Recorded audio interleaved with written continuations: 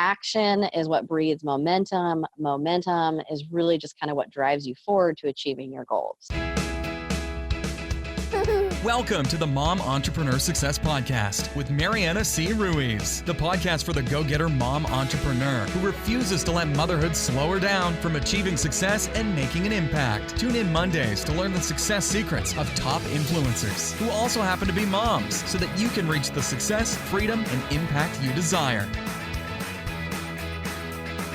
This episode of the Mom Entrepreneur Success Podcast is brought to you by my Freedom Coaching Program. Are you serious about making a full-time living with your business? Then get ready to implement the strategies that get you real results in less time. I will support you 110% for 6 months to create a business that has real results and real profits. In just 6 months, you'll have a business that's consistently generating leads, making an impact online, and bringing in cash to not only support the business itself, but also to support your family, all from the comfort of your own home, so that you have the freedom to spend as much or as little time with your children as you want to. And not just that, I have had clients who have gone from a brand new business idea to paying clients in just 3 weeks, as well as clients who have had their first 5K month within the first month of working together. So if this sounds like something that would benefit you, head on over to marianacruiz.com and click on the Work With Me tab. There you'll find all of the information about the program, as well as a link to my scheduling app so that you can go ahead and schedule a time to see if working together would be a good fit for both of us.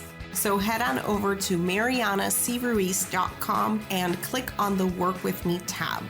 Okay, now back to the show. Hi, and welcome back to the Mom Entrepreneur Success Podcast. Today we have Jennifer Maynard on, and she is a leadership and business coach serving entrepreneurs and executives who are ready to launch their unconventional life. She believes everyone can create the flexible life that they want with their career that lights them up.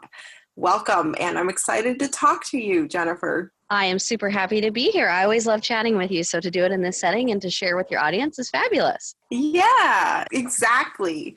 So we actually connected when we were both kind of starting our business in, I think it was like December-ish or November of last year. And well, actually 2014 now, by the time this show airs. Anyways, we've always just kind of stayed in touch and supported each other. And it's really been beautiful, like seeing your business grow and evolve over time. Yeah, and I would say the same thing for you. It's really fun to kind of see people's transformations and learn from other people. And yeah, it's been a pleasure. And I'm glad that I just randomly connected with you. That's so long ago, right? Yeah. Exactly. So tell us a little bit about how you got started in business and what prompted you to go in this direction. So that's a really good question. I definitely had a little bit of an unconventional start, which probably every entrepreneur does. In my particular case, I had a really great corporate job that I actually really liked. But when I left and went on maternity leave, when I came back, they kind of changed my job. And all of a sudden, I wasn't really using my skills and strengths or doing anything that I was really passionate or frankly lit up about, right? And it just started this sort of downhill spiral of needs and wants that were different than what was currently happening. And you know how it is. It's like once you plant a seed in your brain about something, little things just kind of start happening. So we took a family vacation. We went to Costa Rica. We had family friends that were moving there. We sort of fell in love with it and just randomly decided, hey, we're going to move there too. And then next thing you know, 6 months later, we quit our jobs, moved to Costa Rica, and just kind of threw caution to the wind. And within that period, I went and bought an LLC and a domain name and built a website, totally went backwards on everything that I was trying to do. And there's the dog barking. We took the dog with us to Costa Rica. So she's an international traveler as well. And I just kind of slowly started. I was doing a lot of research and Googling and figuring things out. And, you know, how do I want to use these strengths and skills that I have and the things that I loved and did so well in corporate and make it kind of my own? I personally never had this like vision or idea of being an entrepreneur. I like working with people. I like working with teams. I am absolutely an extrovert, not an introvert. So even just sitting at home working by myself is really challenging sometimes for me. So I think that in general, my transition, my process, and getting to where I am was kind of like years and years and years in the making. And then even once I sort of pulled the cord and did it, it was still months and months and months and months in making, and still even is today. So that's sort of a convoluted way to answer that question, but that's pretty much the beginning of my journey. Oh my gosh, I love that answer because I think so many of us, like, that's how it happens. It's not an overnight success, and it's those little forward 2 steps, backwards 3 kind of thing. Totally. Well, and when you are a mom, right? When you are a mom, and it's really for everyone, but when you're a parent in general, there's so many things that happen in life and so many directions that you take, the things that are just unexpected and unpredictable. And I not only did I never even think I would end up being a mom, I never thought I'd be an entrepreneur. I never thought I'd live in Costa Rica. You name it, like everything that I'm doing today looks nothing like I ever envisioned or thought it would in the past. And even my definition of success is far different now than it ever was in the past. And yeah, so the story is such an amazing part of the journey. And I think so often we hear the success stories of people like, yeah, in the first year of really working hard, quote unquote, is when I made my first 100,000. Well, these people might have been in business for years, or maybe they've been thinking about their idea or brainstorming on it, but never executing. Like, everyone has a story, and the more transparent we can be about sharing those, the better it will bring us all up and all forward together. Love that. Exactly. And so, like, I'm curious because I'm such a dog lover, and you mentioned about your dog. So how did that work? Like, this is not necessarily a part of the podcast, but just it's interesting to me. Did you have to like quarantine the dog, or like how did it work to transport the dog back and forth? No, it's a good question, because a lot of people just ask me about traveling, and because a lot of people want to do something like this, right? Or they have a vision of something similar, and then how would they ever do it because there's this, often, as you know, we have an idea what we want to do, but we think so hard about how we'll do it and how we'll get there that we don't really focus on what it is we want and then worry about how to get there later, which is usually the proper way to achieve a goal. So in this case, though, it was so easy because Costa Rica was one of those places that doesn't require quarantine. So it's just like some simple paperwork you have to have, and you pretty much just get that paperwork, bring them in, and you do some things at the airport on both ends, and that's it. It was a little more challenging going the reverse and coming home, but only because then we, had to find a veterinarian in Costa Rica and do some things there on our exit out. But every country is really different. There are some countries it's very easy to transport with your animals. There's some it's not. They've changed the rules on flying. When we went out, she was basically under the plane, but not considered a shipped animal. She was in with the luggage. There's like different ways you can do that. And then on the way back, they changed that process and they canceled. You couldn't do that anymore. So she actually flew on the airplane with us. So there's all sorts of different processes and ways depending on where you're going and what you're doing. And Costa Rica just happens to be one of the easier ones. Okay, cool. Yeah, I'm sure there are definitely moms who are wanting to do something like this. So how did you get to that final stepping stone where you're like, yes, let's do it. Let's move to Costa Rica. And like you said, throw caution to the wind. So how? That's really hard for me to imagine, like how getting there.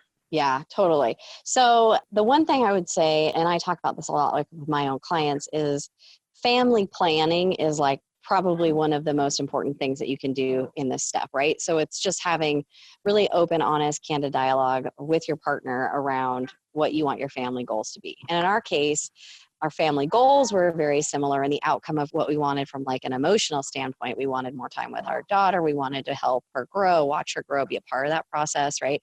So there were all these things that we kind of said were the needs, desires, and the emotions that we want. And then it was just a matter of figuring out the right thing and the right way to line those up. And Costa Rica, it really was a random thing. We went on a family vacation. We had friends that were going there. They were moving. It was like, that's so crazy. How could anyone do that? And then we were like, well, wait a minute. Why couldn't we do that? And it just sort of like very slow conversation to say, well, could we do that? Oh, sure, maybe we could. Maybe for like 3 months. Maybe we just take sabbaticals and just go for fun. And it was just that whole transformation of the perfect things aligned up where, like I said, we came back home and they actually asked my husband to go on like a night shift. And it was like, well, if he went on the night shift, he'd never see our daughter. He'd never see me. And all the stuff that we were saying was the most important things to us, you know, that we were really, really wanting to have happen and were important in life were not going to be able to happen anymore, right? If all of a sudden he was working third shift or something. So it was just that sort of alignment of these things happening. But as far as like executing on it and all of that, it really went back to having that family discussion, creating a family plan, a family vision, and then creating good goals to line up to that and executing on it, making it happen. So when we made the decision in November and said, or early December of 2014, like, we're going to go, we didn't leave till May of 2015. So we had 6 months then to actually take the steps and make it happen. So it wasn't like an overnight process or anything like that. So for me, it all just goes back really to having that open dialogue, be constantly talking about what are those goals and needs and desires that you want? Because whether it becomes something that was never a vision or a whim like Costa Rica, or it's something really serious like buying your first house or moving to a favorite city or something like that, you have to have that baseline together and really kind of use that as your leveraging point and your stepping stone to really put the good goals and the tasks and the actions and the execution for that plan long term. Love that.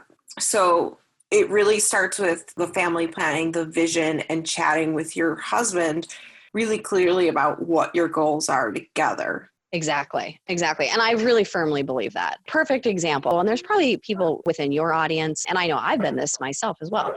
We start daydreaming. We're thinking about this magical, wonderful thing we want to do, this business we want to create, and we start to do it in a vacuum and a little bit in a silo. And so sometimes the first time you go and you tell your partner, like, so I have this great idea. I want to start this business. It really uses my skills and strengths. And even if you have it all thought out in your head, but when you put it out there, it's like, it's a shocker to them, right? Like, whoa, hold on, hold the phone, back up 20 steps. You just said you want to quit your job. Like, where did this come from? To them, it feels very out of the blue, right? So really the best way to execute on any of these things, whether it's I want to start my own business, as a family, we want to move somewhere, whatever it is to be having those conversations sort of constantly and all the time up front. Because if you don't do that, you're going to just completely shock the person, even if they're like the craziest person ever and they're always up for anything. If it comes out of the blue to them, they're going to emotionally feel disconnected and like, where did this come from and what's happening? And I could not agree with you more. I think, you know, my husband has never been on board with the business from day one, but, and that it includes my first business, which was in real estate. And one of the things that has always been true for us, though, is like I've always kept him in the loop. And so the first time I'll tell him something, he's like, oh, really? Are you sure? Like it was, you know, I was 23. I wanted to buy my first rental property. And he was like, you're crazy. Like, what are you doing? Right. But then I told him about it. We talked about it. We looked at all the different houses. He saw the benefits. He saw how it could impact our family. And then once that happened, he was so on board. But it really, like you said, the initial telling him of the idea was a little bit hard. But then over time, as they see the benefits and see what it might be able to do for the family, that's when he eventually came around. He's just not real entrepreneurial, so it's really hard for him to kind of wrap his head around making money outside of the traditional sense, right? yeah. Right. And that's super common, right? So again, perfect example, and all the more reason to just kind of keep the dialogue open, because it doesn't mean the door is shut. It just means, hey, we need to talk about it more. But if you were operating in a complete vacuum and not sharing anything, there'd be just huge trust issues and all this kind of stuff. And that's the last thing anyone needs, especially when you need that partner or that comrade to like really hold your hand and walk you through the process. So yeah, so true. And I'll tell you, like, it took me making a lot of money for him to feel very comfortable with me not working. And he had to see that it really did. There's limiting beliefs, and it's hard to change our own limiting beliefs. But when somebody else has them, it takes some real evidence, I guess you would say, to like really counter that. But once I told him like, hey, I'm good, right? Then he was way more supportive. Yeah. Yeah, exactly. Perfect example. So I think that's a great, absolute perfect example and great addition. And I don't even know if I would say I have advice around that per se, but just keep the dialogue open all the time. I mean, my husband and I sit down regularly, even like once a week, and just kind of have a time where, okay, where are we at? What do we have going on next week? And it's almost like we're our own little family business, just in the things that we do and the way that we operate. You know, what are we going to expose Grace to this week? Where are we going to go? Where are we going to eat? How are we going to cook? Everything is just kind of a part of the collaborative discussion instead of operating in a vacuum. Yeah, I love that. So usually I ask about how being a mom has impacted your business. So can you elaborate on that a little bit? Because it seems like this really formed your desire to go into entrepreneurship. Yeah. So I think for me, it all has to do with that initial desire. When we first got married, we kind of said we weren't really going to have kids, and just because we kind of enjoyed our lifestyle. And then as I got older, I realized actually I did want to have children. And eventually my husband came around the same way. So we were a little bit older, not like unconventionally or anything like that, but a little bit older. And I think when we finally made the decision, because we were always good at family planning, if you will, even beforehand, we kind of had a conversation to just say, well, if we're going to do this, like if we're going to have a child, like what does that look like and what does that mean for us? It wasn't just oh, babies are cute, let's have a baby. It was, how is that going to, impact and change our life forever? And how do we want that child to be raised, and what do we want that child to be exposed to? And we kind of set these like boundaries and expectations for ourselves. And we even talked about how many kids we want to have, which is one, we don't plan to have another child and stuff. So, we really put a lot of effort and thought into it beforehand.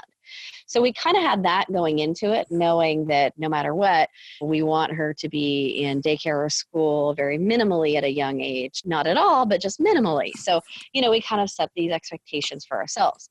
So once she was around, and then we did go to work and kind of went back to quote unquote normal life, as normal as it is after having a child.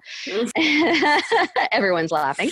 We started to see again that, okay, these were the expectations that we set. These are the things we said we wanted to do. And there were times where that wasn't in alignment anymore. And when my husband's job was going to change and he wasn't going to see her, that was actually one of the very first shifts where not only did we already have this like idea and we realized, hey, we should just go to Costa Rica, but we actually had him quit his job much earlier. So he left his job in January and he just stayed home and took care of Grace and spent that time with her, along with prepping the house and selling some things and getting us organized. And then I was just the individual sole breadwinner for the family, because it was more important to us to have him have that time with her, even if that meant a little bit less income was coming in for a while, than to have him go work on third shift and have none of us have exposure or see each other at all. So that was kind of the biggest shift for us. And that is really how Grace has shaped everything for us, because it was our need and desire, want to spend more time with her, that led to this next adventure, which led to the perfect timing of me being able to start my business. And then beyond that, I don't think being a mom really impacts my business anymore beyond that. And I'm very fortunate where my husband takes care of my daughter. So she doesn't go to daycare, she goes to daddy care. So I have space, I have time, I can close the door, I can go to a Starbucks, I can do what I want. And it feels very much like I'm going to work. Now, don't get me wrong, there's absolutely days where she's popping in and out and distracting me and I don't feel very productive, but I have that ability to have that childcare and that help that I can grow my business and continue to do what I want to do and what I need to do, right? So I'm very fortunate in that sense, but being a mom has really shaped this complete change in my life. I mean, I went like 5 years ago, I live in a beautiful, beautiful big home in South Carolina that's far too large for 2 people to live in. Don't ask me why we ever thought this was a great purchase at the time of that day in our age.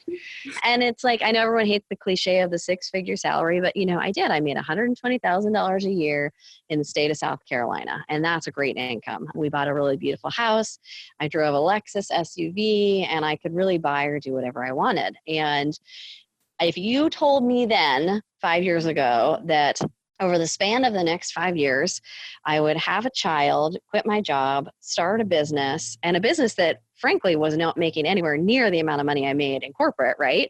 But sustaining my lifestyle, allowing me to travel and live and do what I want, that I would live in France, that I would live in Costa Rica, that I'd go camping across the US, and that my husband would also not be working and be taking care of my daughter. I mean, I would have just, I can't even tell you how hard I would have laughed so hard I would have had a hernia. Like, it just was not even a blip on the radar for me. So I feel like it's a funny situation where getting to where I'm at today was not necessarily part of my plan. Like, it wasn't even necessarily a daydream I would have had, because it wasn't on the radar at all. And it wasn't until we had Grace that all of those things transitioned and came on the radar. And now we couldn't be happier living a frankly completely opposite life than we were living before. Yeah. And you talk a lot about unconventional. So can you define what that means to you and kind of what that is? Yeah. So the whole thing with being unconventional to me is really that it means something completely different for everyone else. But it's really all about your uniqueness. So when we think about ourselves as business owners, what are the things that are really unique about us in the way that we operate our business and the way that we stand out and the way that we serve others? I think for me, being unconventional, so I'll give you the perfect example. Like, when we first started telling people we were moving to Costa Rica, everyone was like, they kind of just look at you and stare at you, and then their jaw would like drop a little bit, and then they would go, they would like, literally almost every person would say, "Oh my gosh, you are doing what everyone wants to do." And it's not even the reaction I was expecting to get from people, but literally every person would be like, "Oh my gosh, you're doing what every person wants to do." So just when we even started the ball rolling and did that, I mean, people just thought we were crazy. And my parents still do. I mean, on some level, right? They still think that we're a little bit crazy and don't quite understand it. And so not only am I like this person who's an entrepreneur starting to build a business in this crazy online world, being a coach, doing these things that frankly, a lot of people don't understand, right? People don't understand entrepreneurship. People don't understand coaching. Like, they don't really know what coaching is, a lot of people. So, so there's all these things that people just don't get about this life that we've designed and crafted and created that feels so comfortable and so normal and so spot on for us. So for me, the whole concept of being unconventional is really just kind of stepping into your true self, being who you want to be, being unique, following your passions, serving who you want to serve, and just doing, like, frankly, what feels good to you every day. And, waking up and thinking about, what does success look like for me today and how am I going to get there? And just making it happen, and there's crazy ways that happens for some people. Whether they live in an RV for 5 years, they travel around the world for 5 years, whether they do just keep their corporate job, but they start a side hustle, whether they write a book. I mean, everyone has something in them that is a little bit unique that they either really need or want to draw out. And that's really what it's all about. Anytime I ask an entrepreneur what makes them unconventional, they say, well, the fact that I'm an entrepreneur, right? Like, that's easy. Like, everyone can answer it that way. But in reality, we do all have things that are special about us. And I think the older that you get to, the more you recognize that, where you just look at even the friends that you keep and how different you all are. And wow, I can't believe I'm actually friends with this person, because really we are like so different, but there's just something about them that, attracts you to them, and then you have a great time together, or that you can talk to them for hours or something. So everyone offers something, whether it's a skill set, a strength, personality trait that they bring to the table that just is that piece of them that just fits for them and maybe not anyone else. And that's really kind of what makes them unconventional. And if you're able to live that out in your life and be that person, kudos, props to you, and do it if you can, because it's the most rewarding thing ever. Yeah. And I love how you've made it unique. And it's kind of how I talk about success. I think success is unique to every person too, because like you just said, I mean, for somebody else, $120,000 a year income in a corporate job is success, right? And to somebody else, living in Costa Rica could be success, right? So I think defining it and being okay with it changing too. Absolutely. And I think that's the key. And I don't think people talk about that a lot. And I think you're spot on with that. Like, being okay with it changing, or knowing for you personally that it is okay for it to change. And I think with success, it's really important too to think about every aspect of success. There's going to be tangible pieces to it. There's going to be external factors, like how does it reflect upon other people? And there's going to be just genuine emotion around it, right? So if you really focus on the different pieces, you can see, how is it changing for me? How do I know? How can I gauge myself? And when you really focus in on the emotion, you genuinely recognize that all the other pieces around it will change. Like if I say at the end of the day, success for me is just being happy. Well, happiness was different 5 years ago than it is today, and probably will be different 5 years from now. So really being focused in on like the key driver for you, whether it's like an emotion or something, and then just being okay with the rest of it changing around you, will allow you to continue to shape and grow. Because if I said 5 years ago, the most important thing for me, what I defined success by, was money and my salary, I would not be considered successful today because I'm not bringing in that much money, right?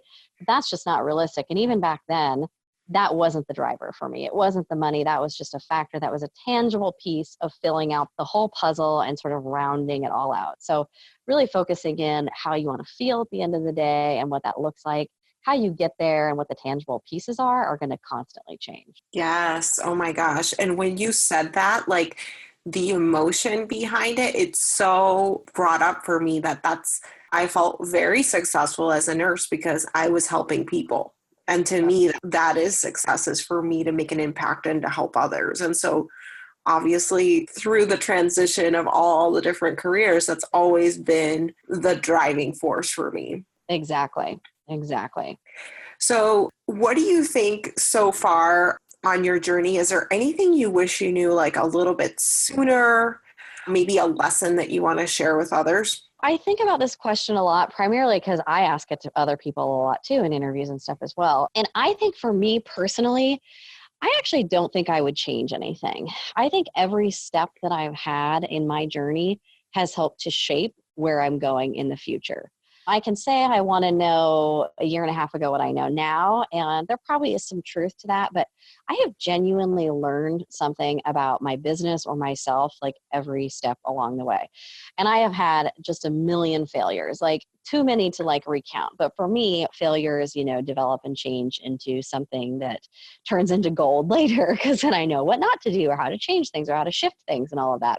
So I wouldn't change my journey at all. However, I think that the lessons that I've learned are always going to continue to be good advice for others who are just starting out, so that they can figure out how to grow and shape their journey themselves. Now, being a little bit unconventional, I definitely don't believe in blueprints. And even when I worked with my coach, I still didn't like the idea, me personally, of following someone else's structure. So I would take pieces and I would go and shift it and change it and do something else. But I knew that going in, that was why I hired a coach, was to get one more perspective, right? Knowing I'll take some of it and some of it I won't. And that's just me. And that's exactly how I've gone and what has allowed me to kind of become who I am and to help others in that way. So I think some of the things that jump out at me that I would tell people, like just getting started. So I always say one of the most important things is plan your work and work your plan. So anyone who follows me knows I talk a lot about goals and plans. And I really do think that is the most important thing you can do. Your goals can change. Your plan can change. But if you don't have anything documented or written down and you're not sort of tracking or logging yourself to something, you're kind of setting yourself up for failure. I mean, when you have those days where you sit down, you turn the computer on and you just work, check email, check this, get distracted on Facebook, work. And you get to the end of the day and you're like, what the heck did I just get done? I've been working for 12 hours and you like accomplished nothing. Well, it's probably because you didn't have a to-do list or a goal or a plan or something written down. And it doesn't even have to be complicated. It's like I help people with goals and planning and all sorts of creative ways to log it and track it and measure it and all that. But at the end of the day, it just needs to be really simple and it needs to be something that works for you. So even if that means you wake up in the morning and with coffee, you write down 3 things you want to accomplish for the day and you focus just on those 3, great. But if you don't plan your work and work your plan, you're never going to get anywhere. So have some sort of plan, have some sort of goals, do it in a way that feels good for you. I have a link that I know you will be sharing, which is to my website, discovery-coaching.com, and then /tools. And on there, I've got a really basic business plan. And it's not a really fancy one. Like you can get some really cool, fancy business plans. For me, it's more around the emotion and thinking about how you want to show up, who who you want to serve, and then combining it with some basic goals that you want to accomplish, right? So almost more like the emotional and soft skill side, but starting to get into some of the planning idea. And then I also have a giant goal setting workbook that's uber detailed and like 25 pages. I mean, it's super, super long, but it's really only for the person who's like, I want someone to walk me through goal planning step by step by step by step by step. Not everybody's like that, right? Like even for myself, what works for goal planning is writing things on Post-it notes and using my planner. And, I use it very simple methods to keep myself on track. But plan your work, work your plan. And I'll repeat some of the things a lot of other people say too, like don't feel like you have to have a website and all that stuff first. Like that absolutely is not the first step. Just even knowing who you want to serve and how you're going to serve them is a really good way to start, because you can start talking to people, whether it's pro bono or doing like what Mariana did, going out and interviewing 50 people to find out what they truly need so that she can craft a product that's perfect for that person, right? So there's so many things you can do before you even have a website and are like moving yourself forward. So just getting started, create a plan, create a vision, and just really start to execute somehow, I think is some of the best ways to just get moving. I think so often we overthink it, and that's human nature. And there's nothing wrong with that, but it's going to prevent you from moving forward or from taking any action. And action is what breeds momentum. Momentum is really just kind of what drives you forward to achieving your goals. So perfect example, let's say you have a goal that you want to start running and you want to run a mile a day, but you're not even a runner or barely a walker and you're not getting exercise. One of the best things you can do is put your tennis shoes like right in front of the door. And then when you get up, you have to go, you put your tennis shoes on. And I'll tell you what, as soon as those tennis shoes are on, you're going to say, well, I might as well go for a walk. It's just like simple little tasks, simple little steps that will help you move forward. So that's kind of what I would say. Plan your work, work your plan. Don't stress about the websites. Just start taking action and start executing. Otherwise, there are so many ways you can build a business. There are so many ways you can grow a business. Don't be afraid to reach out and get support. It doesn't mean you are like desperate and not good. It just means you need some perspective, maybe some clarity, you need some support, whether that's a coach or a mentor or a consultant or an accountability partner or your mom or a best friend. Reach out to someone to get help. And then as you do that, you'll start to recognize and realize who are going to be the people who are in your corner, who are going to be the people who can actually help you move forward.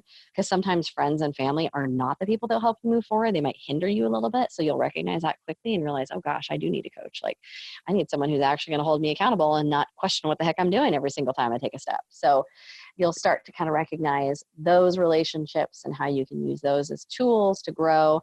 And then all of that will create sustainability that will allow you to build and continue on years and years and years from now. And I truly believe that, like I said, every failure or challenge that I've had has allowed me to learn and grow. And for me, that feels like the way that I've created a sustainable business, because I see a lot of businesses out there that I could tell you just like by looking through Facebook and stuff, what businesses are going to be sustainable, which people are going to succeed and which ones are going to fail.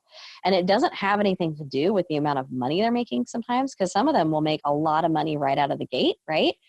But it may not be a very sustainable business, and it may not be one that they can keep going to forward with for one reason or another, right? So make it a sustainable business by really planning your work, working your plan, allowing those failures and challenges to continue to allow you to grow and push forward and reach out and get help if you can do that, because it will really allow you to hold yourself accountable in a different way and then get support that maybe you didn't even know you needed. Because sometimes there's help we don't even know we need, especially those of us who've come out of corporate, who've been successful, we think we're great at everything. And then you do something on your own, you realize, oh, maybe I'm not so great at that. Maybe I do need some support. Maybe I do need some advice. Maybe I do need a few tips and tricks. And it's okay to go looking for those and asking for those.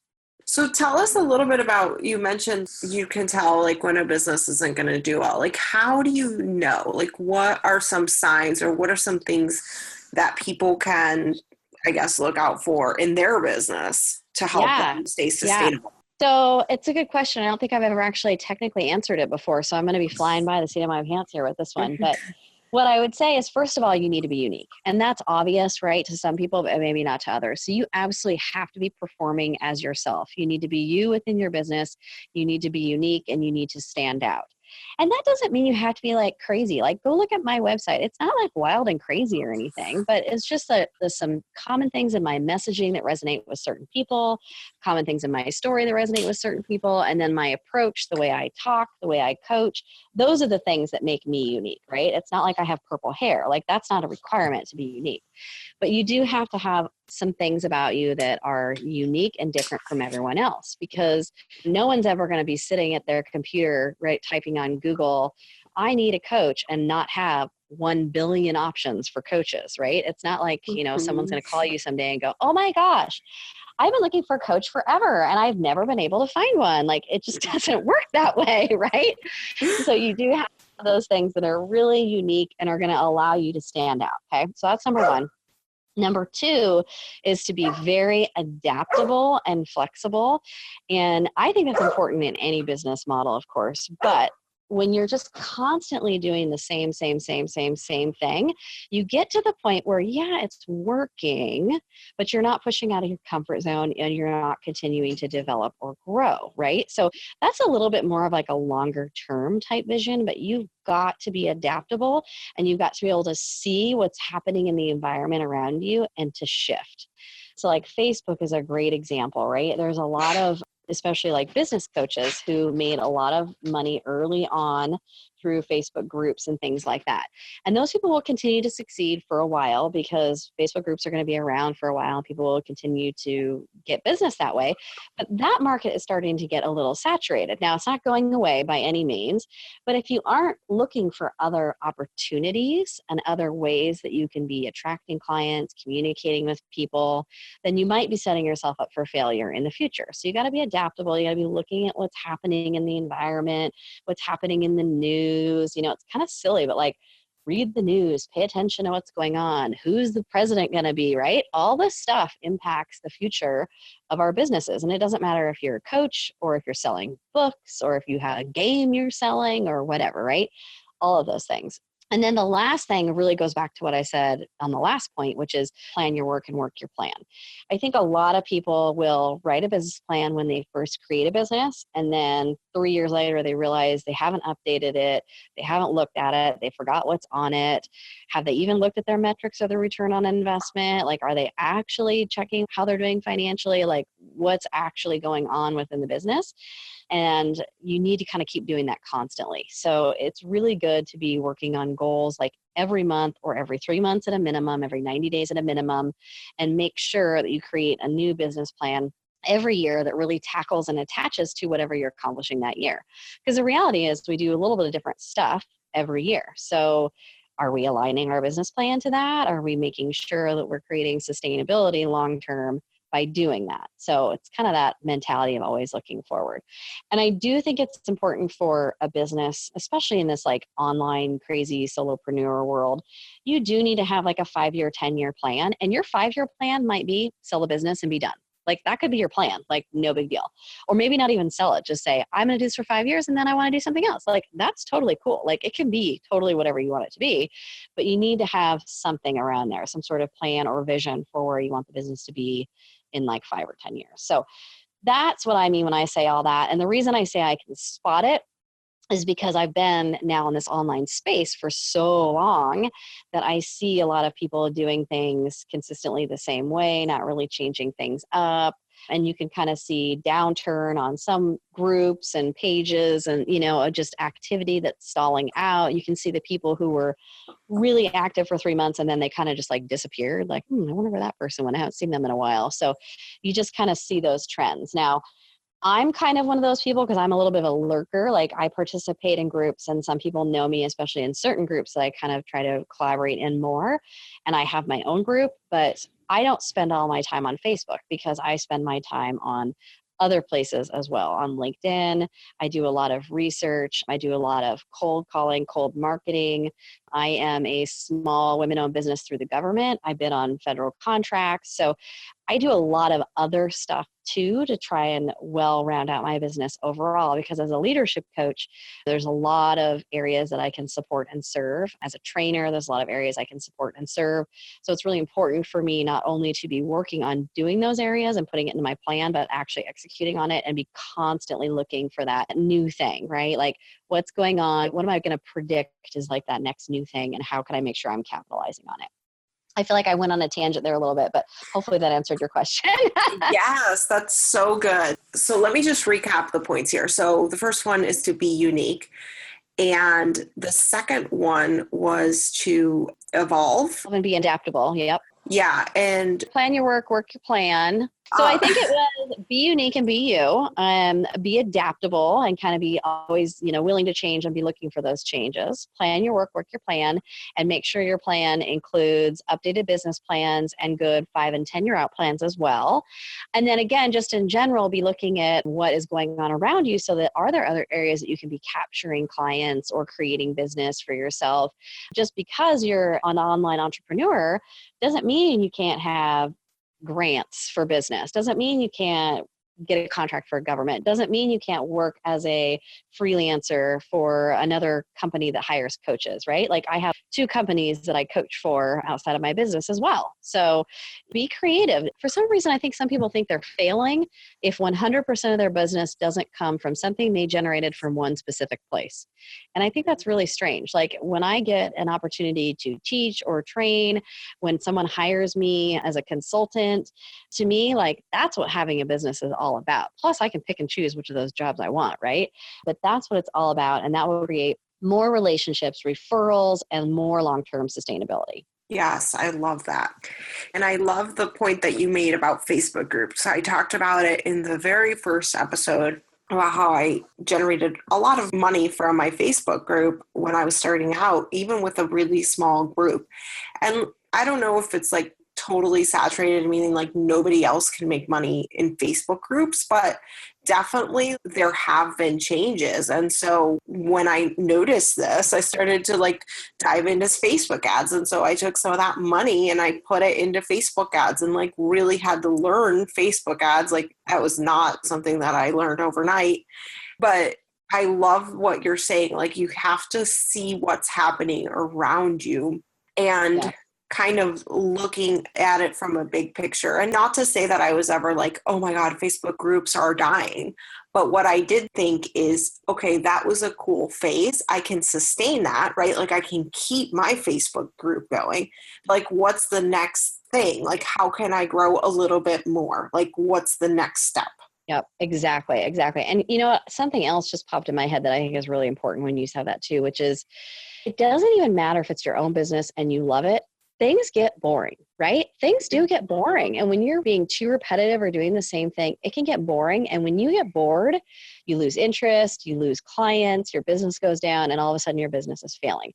So don't allow yourself and don't paint yourself into a corner where you get bored because you're like, oh my gosh, I hate Facebook. I'm so sick of it, and all of a sudden it's the last thing you want to be doing, but that's the only thing you built your business on, right?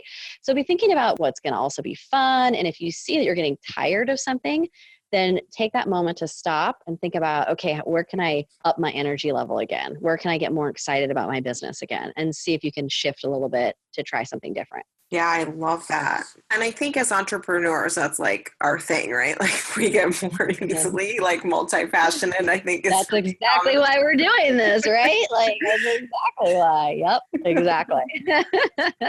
Okay, so let me ask just a couple more questions because we're almost out of time here. So if you had to start all over again, you had no business, no team to help you, you had no list, no connections, you just had 3 hours a day and $5,000, what would you do? Oh gosh, and $5,000. I love that. So I thought about this a little bit, and I don't know that I would do something very different from what I'm already doing, to be completely honest, which is kind of silly in a way, but I would maybe start things a little bit different because like I mentioned, at least I've had some of those lessons, but I wouldn't necessarily change all those lessons that I've had.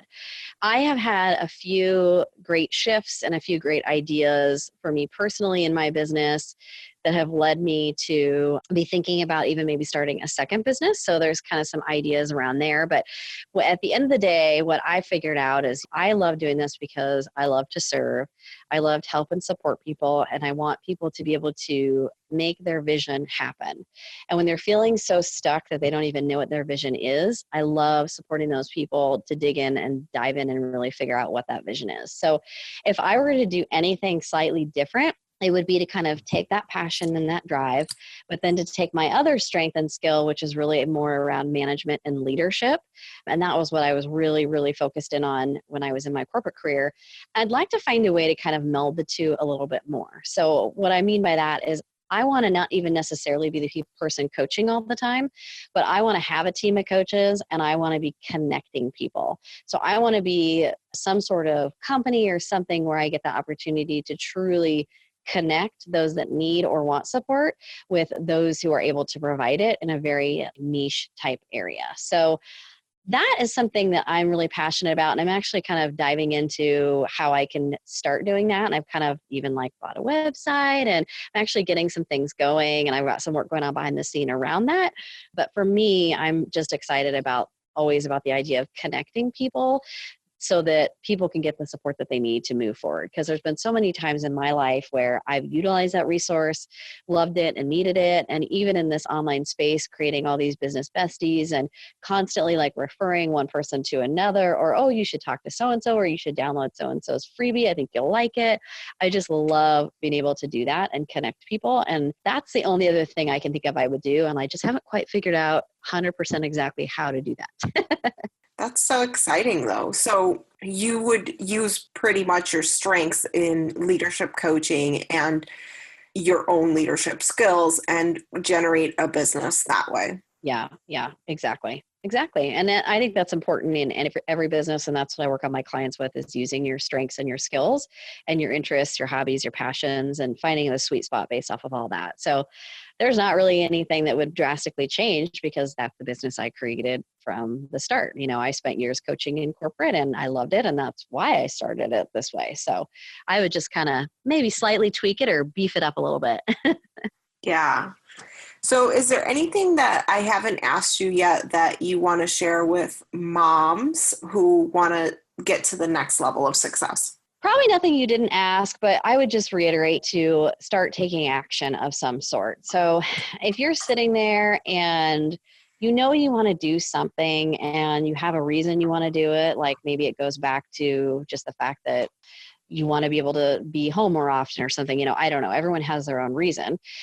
But don't be afraid to just start brainstorming ideas. And even if that just means getting out a piece of pen and paper and just journaling or writing some things down and writing down ideas and start thinking about them, don't be afraid to sit down and talk to your spouse and say, hey, I'm thinking about this. And you kind of never know what great ideas they will come up with too. I mean, my husband has great ideas for my business all the time. So just start that dialogue, start the conversation, and those little steps, just getting started, will start to move you in the right direction.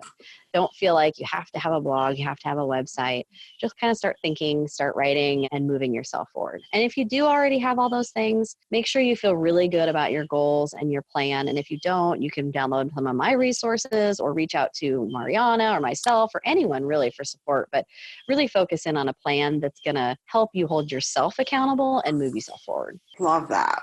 So where can people find those resources and connect with you more? Yeah, so my website is discovery-coaching.com. And if you hit /tools, you'll see a couple of those. It's peppered in a few places. I also have what I call a Launch Your Unconventional Life workbook, which is actually a really fun, I think it's 5 pages workbook where you can just kind of start to walk through some goals and get some things documented for yourself and move yourself forward and figure out what does it look like for me to be unconventional and how do I do it? Awesome. Thank you. And we'll definitely link that in the show notes. Awesome. Well, thank you, Mariana. It has been so much fun talking to you and your audience. I know you have such a great following, so it's a great place to share and connect. Thank you. Thanks for coming on. You've been listening to the Mom Entrepreneur Success Podcast. Thanks so much for tuning in. Now, I'd love to hear from you. Head on over to iTunes and leave us a rating and review. By reviewing the show, it allows us to reach more moms to help them grow their businesses. So head on over there, leave us an honest rating, and I can't wait to catch up with you there. Have an awesome day.